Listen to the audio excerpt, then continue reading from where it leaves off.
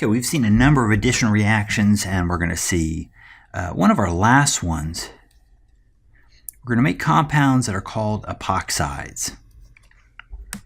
And these are a little different. So to do an epoxidation, we need a type of reagent. It's called, not peroxyacid, but that was correct, a peroxyacid. Peroxyacids look like this. And what makes them unique is this OO bond. Electronegative atoms don't like to bond to each other because electronegative atoms don't like to share electrons. And of course, when we draw these bonds, we're drawing covalent bonds that imply sharing.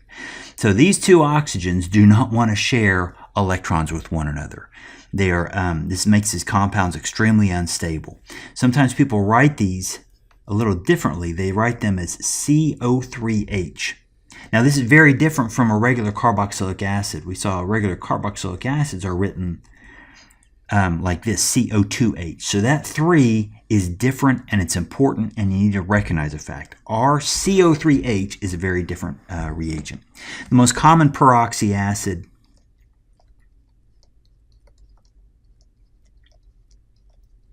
is acetic peroxyacid, or CH3CO3H. Okay, what do these peroxyacids do, and how do they help us make epoxides? So let's take an alkene, and let's react it with acetic peroxyacid, or peroxyacetic acid, and what we will get is an oxygen, a single oxygen that has added to both carbons of the ring. And we'll make a 3-membered ring compound. This is called an epoxide. Now, when you see an epoxide, you might think, wow, Dr. Stevens, that doesn't look so stable. Well, it turns out it's not very stable.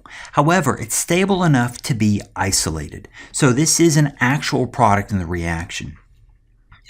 These are commonly encountered. They're very useful products in chemistry, and the reason why they're so valuable as products is because although they're products, they're also highly reactive. So you can do a lot of chemistry on epoxides. And so just telling the story that we can make an epoxide, that the story is not complete. It's about, okay, we're going to make an epoxide so we can do something with it. And it may not be a surprise. What we're going to do with this is we're going to open the epoxide ring. And to open this, we're going to use nucleophiles. So that's really, you rarely make an epoxide just to make the epoxide. You make the epoxide so that you can open up that ring and do additional chemistry on it. And to do that, we're going to use different nucleophiles. And we're going to see there are 2 types of ring openings that we'll do on epoxides. There are openings under acidic conditions, and then there are openings under basic conditions. And so we'll just need to see both these outcomes, then we can tell the full story about epoxides and why they're useful in chemistry.